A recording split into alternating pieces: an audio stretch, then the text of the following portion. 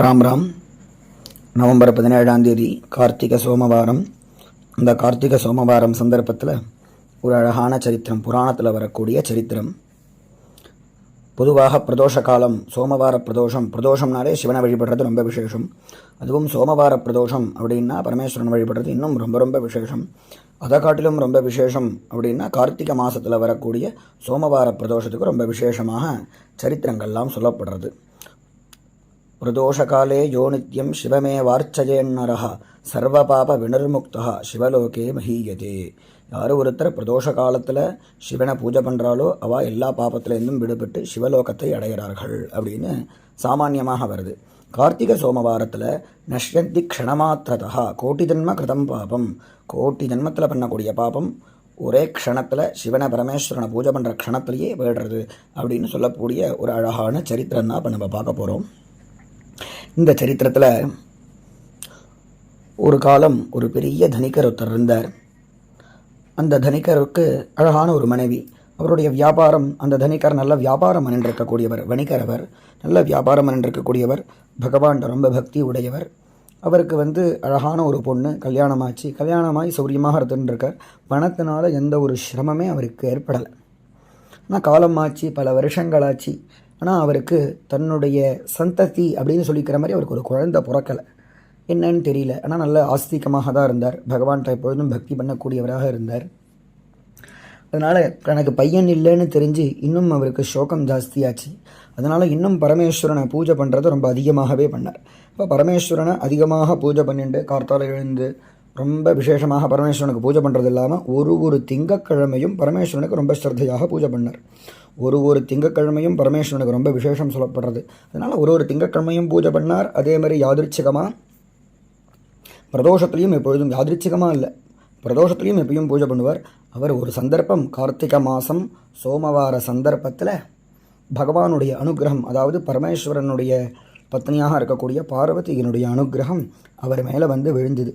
அப்போ பட்ட உடனே அவர் பாவம் நித்தியமும் தாய் உள்ளம் கொண்டவள் இல்லையா பார்வதி தேவி.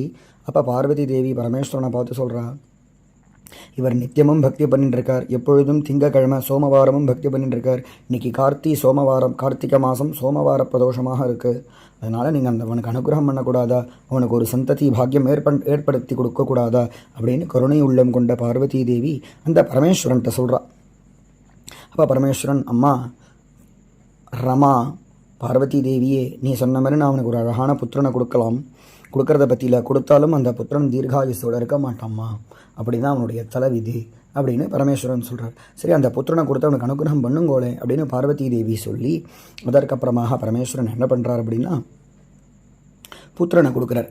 இந்த பார்வதி தேவி பரமேஸ்வரன்கிட்ட பேசக்கூடியது அவனுக்கு கேட்குறது. ஏன்னா இவ்வளோ நாள் அவன் பக்தி பண்ணி பகவானும் அம்பாலும் பேசக்கூடிய அந்த சம்பாஷணத்தை கேட்கக்கூடிய அளவுக்கு அவனுடைய பக்தி வளர்ந்து இருந்தது.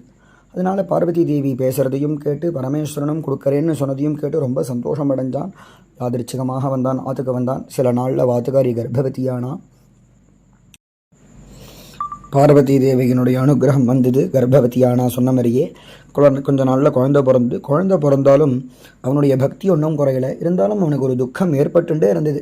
குழந்தை நல்ல புத்திசாலியாக இருந்தான், நல்ல சாதுரியமாக இருந்தான். நிறையா சிவஸ்தோத்திரங்கள்லாம் அந்த குழந்தைக்கு அவன் சொல்லி கொடுத்தான். இருந்த பொழுதிலும் அந்த குழந்தைய நினச்சி ஒரு வாட்டியும் அந்த வணிகர் கவலைப்பட்டுட்டே இருந்தார். ஏன் அப்படிங்கிறது அவருக்கு தான் தெரியும். தன்னுடைய ஆத்துக்காரிகிட்ட இந்த விஷயத்தை அவரை பகிர்ந்துக்கலை. ஏன்னா அவளையும் துக்க சாகரத்துக்கு முழுகும்படி பண்ண வேண்டாமே அப்படின்னு.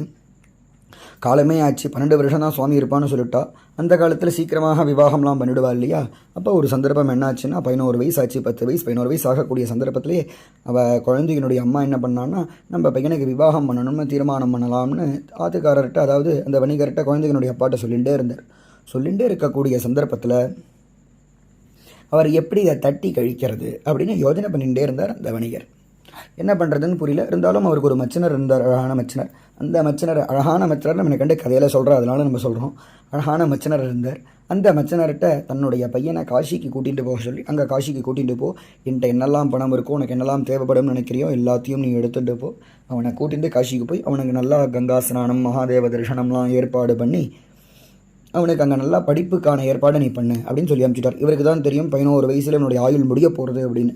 இருந்தாலும் காஷிக்கு அனுப்புவோம் அப்படின்னு அனுப்பிச்சி வைக்கிறார். அனுப்பிச்சி வச்சா இன்னொன்றும் சொல்கிறார், நிறையா புண்ணியம் பண்ணவனாக இருக்கணும், அதனால் போகிற வழியில் எல்லா இடத்துலையும் அன்னதானம் ஏற்பாடு பண்ணு, நிறையா ஏழை ஜனங்களுக்கு நிறையா கொடுத்து வழங்கு, அவளுக்கு வாரி வழங்கு, தானம் பண்ணு, அவளுக்கு நல்ல பசி போகிற மாதிரி ஆகாரம் பண்ணு, ஜலம் கொடு, என்னெல்லாம் பானம் குடிக்கிறதுக்கு என்னெல்லாம் கொடுக்க முடியுமோ அத்தனையும் கொடு அப்படின்னு ஏற்பாடு பண்ணுன்னு தன்னுடைய மச்சினர்கிட்ட சொல்லி அனுப்புகிறார். அந்த பையன் மாமாவோட கிளம்பி போகக்கூடிய எல்லா ஊர்லேயும் அன்னதானம் ஏற்பாடு பண்ணுறா.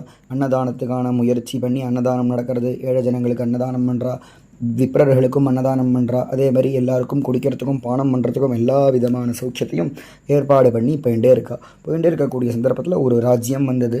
அந்த ராஜ்யத்தில் அன்றைய தினத்தில் அவள் அங்கே தங்கின்றிருக்கா. அவள் அன்னதானத்துக்கு ஏற்பாடு பண்ணியிருக்கா. எந்த ராஜ்யத்தில் இவள் தங்கின்றிருக்காளோ அந்த ராஜ்யத்தில் அன்றைய தினத்தில் அந்த ராஜாவினுடைய பொண்ணுக்கு விவாகம் ஏற்பாடு பண்ணியிருக்கா. விவாகம் ஏற்பாடு பண்ணதுனால அந்த ஒரே விவாக சம்பிரமமாக இருக்குது. அதனால் கல்யாணம் வீட்டுக்கு வந்தால் எப்படி கலகலன்னு இருக்குமோ அந்த மாதிரி அந்த ஊரே அப்படி இருந்துட்டுருக்கு.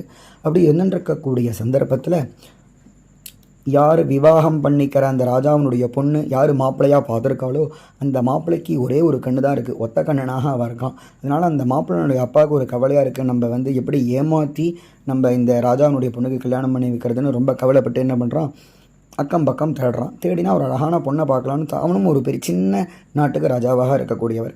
அவனும் தன்னுடைய கூட வேலை பார்க்குறவாள் எல்லாரையும் அனுப்பி ஒரு அழகான பையனை அழைச்சிட்டு வா அப்படின்னா அவனே அங்கே வேலை பார்க்குறவா எல்லாரும் யாதிருச்சிகமாக பையனோட மாமாவோட வந்திருக்கானே அந்த பையனை அழிச்சுட்டு வர்றதுக்காக அந்த மாமாட்ட பேசுகிறா.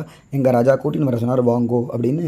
அந்த மாமாவுடைய மருமன் அந்த பையனும் இந்த ஆட்களோட அந்த பையன் ஒத்தக்கண்ணனுடைய அப்பாவை சந்திக்கிறா. அப்போ சொல்கிறா, நான் என்னுடைய பையன் ஒத்தக்கண்ணை நல்லா கல்யாணம் பண்ணி வைக்கலான்னு தான் நினச்சேன், இருந்தாலும் வேண்டான்னு தோன்றது, அதனால் ஒரு அழகான பையனை பார்த்துட்டுருந்தோம், உங்களை என்னுடைய பணியாட்கள் கூட்டின்னு வந்துட்டா, அதனால் நீங்கள் ராணியை கல்யாணம் பண்ணிக்கணும் அப்படின்னு அந்த மாமாட்ட கேட்குறான். கல்யாணம் பண்ணிட்டு கொஞ்ச நாள் தான், கல்யாணம் பண்ணிட்ட உடனே நீங்கள் சுதந்திரமாக இருந்துக்கலாம் அப்படின்னு. அவன் என்ன எண்ணத்தை கொண்டு இப்படி சொல்கிறாங்கிறது சரித்திரத்தில் குறிப்பிடப்படலை. இருந்தாலும் இந்த மாதிரி சொன்னோன்னே அவள் மாமா சரின்னு தோன்றுறார். மாமா சொன்னதுனால மருமானும் கேட்குறான்.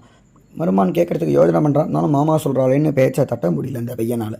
அந்த பையன் என்ன பண்ணுறான் அப்படின்னா, கல்யாணம் ஆறுது. அவள் 2 பேருக்கும் கல்யாணமான தக்ஷணமே அவள் அக்னி சாட்சியாக கல்யாணம் பண்ணி அந்த அக்னியை 3 பிரதட்சணம் பண்ணி அம்மி மிதித்து அருந்ததி பார்த்து எல்லாம் பண்ணி அவளுடைய சம்பிரதாயத்தின்படி மாப்பிள்ளையினுடைய வஸ்திரமும் பொண்ணுடைய வஸ்திரத்தையும் சேர்த்து கட்டுறது வழக்கம். அப்படி கட்டக்கூடிய சந்தர்ப்பத்தில் அந்த மாப்பிள்ளை ஜாடமாடையாக முள்ளமாக சின்ன குரலில் அந்த பொண்ணுகிட்ட நடந்த விஷயங்கள்லாம் சொல்கிறான்.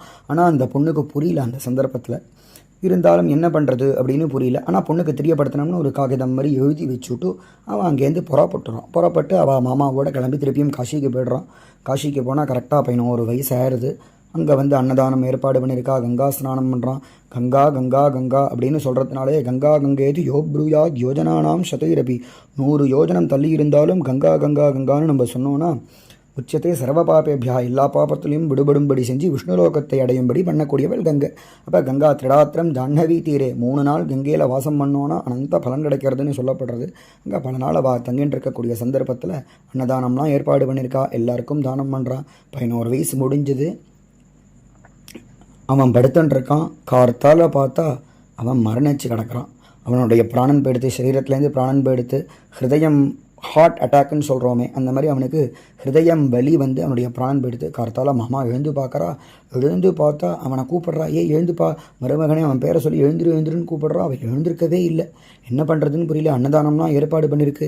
இவன் இப்படி செத்து போயிட்டான்னு சொன்னோன்னா அன்னதானம்லாம் நின்று போயிடுமே அப்படின்னு கவலைப்பட்டு அந்த சந்தர்ப்பத்தில் ஏற்பாடு பண்ண அன்னதானத்தெல்லாம் முடிச்சதுக்கப்புறமாக ரொம்ப கண்ணு கலங்கின்றிருக்கக்கூடிய சந்தர்ப்பத்தில் அங்கேயும் பரமேஸ்வரன் பார்வதி தேவி 2 பேரும் இல்லையா, எல்லா இடத்துலையும் இருக்காளே. அப்போ பார்வதி தேவி கேட்குறா, ஏன் பரமேஸ்வரா, ஏன் சுவாமி இப்படி பண்ணுறேன்? அவன் பாவம் எவ்வளோ நம்பின்னு இருந்தான் அவனுடைய அப்பா. நீங்கள் அவன் எவ்வளோ பக்தி பண்ணிட்டு இருந்தாலும், எவ்வளோ அன்னதானம் பண்ணான். நீங்களோ காலனுக்கு காரணானவனாச்சே, நீங்கள் நினச்சல்னா யமபாஷத்துலேருந்து அவனை காப்பாற்ற முடியாதா? அவனை காப்பாற்றி அனுகிரகம் பண்ணுங்கோ சுவாமி அப்படின்னு திருப்பியும் கருணை உள்ளம் கொண்டு பார்வதி தேவி அந்த பரமேஸ்வரன்ட்ட சொல்கிறான். அப்போ பரமேஸ்வரன், சரிம்மா நீ சொன்னபடியே பண்ணுறேன்.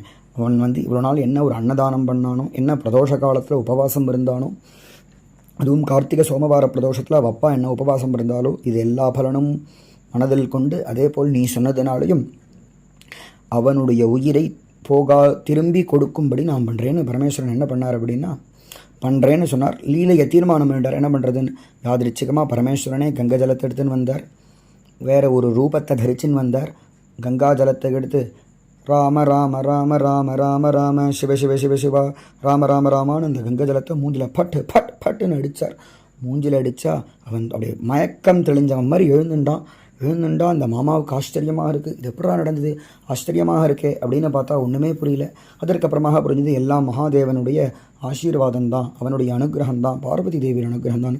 இந்த பையன் அங்கேயே நல்ல அத்தியனம் பண்ணி அதற்கப்புறமாக இவனுக்கு எல்லாம் தெரிஞ்சது எல்லாம் பரமேஸ்வரன் அனுகிரகம் தான். அதுக்கப்புறம் ரொம்ப தீவிர பக்தனாக ஆகிட்டான். இவனுக்கு இவப்பா கார்த்திகை சோமவாரம் இருந்து பிறந்தான். இவன் கார்த்திகை சோமவாரத்தில் தான் இவன் மரணத்துக்கு போய் திரும்பியும் பகவான் இவனை அழைச்சிட்டு வந்தா அப்படின்னு சொல்லப்படுறது. அந்த கார்த்திகை சோமவாரம் தான் இன்றைய சோமவாரமாக கருதப்படுறது. இந்த சந்தர்ப்பத்தில் இவன் எல்லாம் தெரிஞ்சுட்டு திருப்பியும் அன்றைய தினத்தில் அன்றைக்கி காசியில் மகாதேவனையே தியானம் பண்ணுறான், கங்கா ஸ்நானம் பண்ணுறான், அவரை பஜனை பண்ணுறான். எல்லாம் முடித்து திரும்பி ரிட்டன் வரக்கூடிய சந்தர்ப்பத்தில் அந்த ராஜா கரெக்டாக அந்த அவனை பிடிச்சார். அந்த அழகான பையன் வணிகருடைய பையனை எல்லாம் தெரிஞ்சது. நீ கவலைப்படாத, இருந்தாலும் கல்யாணம் ஆனது தான் நம்ம சனாதன தர்மத்தின்படி முடிவு பண்ணப்பட்டதை மாற்ற முடியாது. அதனால் கல்யாணமானது ஆனதான். இவளுக்கு நீயும் உனக்கு இவளும் தீர்மானம் பண்ணப்பட்டது பரமேஸ்வரனால். அதனால் இவளை நீயே கூட்டிட்டு போயிடு, நீ இவளோட சௌக்கியமாக இருக்கணும் அப்படின்னு சொல்லி அந்த ராஜாவும் நிறையா பொருட்கள், விலை உயர்ந்த பொருட்கள், தனங்கள், ரத்னங்கள், ஆபரணங்கள் எல்லாம் கொடுத்து அனுப்புகிறான். இங்கேயோ நடந்த விஷயம் எல்லாத்தையும் அந்த வணிகர் தன்னுடைய மனைவிட்ட சொல்கிறா. அவள் 2 பேரும் துக்க சாகரத்தில் மூழ்கி இருக்கா. இந்த சந்தர்ப்பத்தில் என் பையனே இருக்க மாட்டான்னா நான் எதுக்கு இருக்கணும்னு அவள் 2 பேரும் தீர்மானம் பண்ணி நம்ம தற்கொலை பண்ணிக்கலான்னு தீர்மானம் பண்ணி அதற்கான முடிவு எடுத்துட்டு வீட்டை கதவை சாத்தி தாப்பா போட்டுட்டா. அந்த மாமாவும் மருமகனும் வீட்டை டொப்புன்னு தட்டுறான். தட்டினா பார்த்தா 12 வருஷத்துக்கு மேலே ஆயிடுத்து. இவள் 2 பேரும் துக்கத்தில் இருக்கிறத பார்க்குறா. அப்போ யாருடா கதவை திறந்து பார்த்தா அந்த அவனுடைய பையனும் அவனுடைய மச்சனரும் இருக்கிறத அந்த வணிகர் பார்க்குறார். தன்னுடைய அம்மாவும் குழந்தை இருக்கிறத பார்த்து ரொம்ப சந்தோஷப்படுறா. அப்போ தான் கார்த்திகை சோமவார பிரதோஷத்துக்கு இவ்வளோ பலன் இருக்குது அப்படிங்கிறது அவளுக்கு தெரிகிறது. அன்னிலேருந்து கார்த்திகை சோமவார பிரதோஷத்தில் யார் ஒருத்தர் பரமேஸ்வரனை பூஜை பண்ணுறாளோ அவளுக்கு அனந்தமான பலன் கிடைக்கப்படுறது அப்படின்னு சரித்திரம் சொல்லப்படுறது.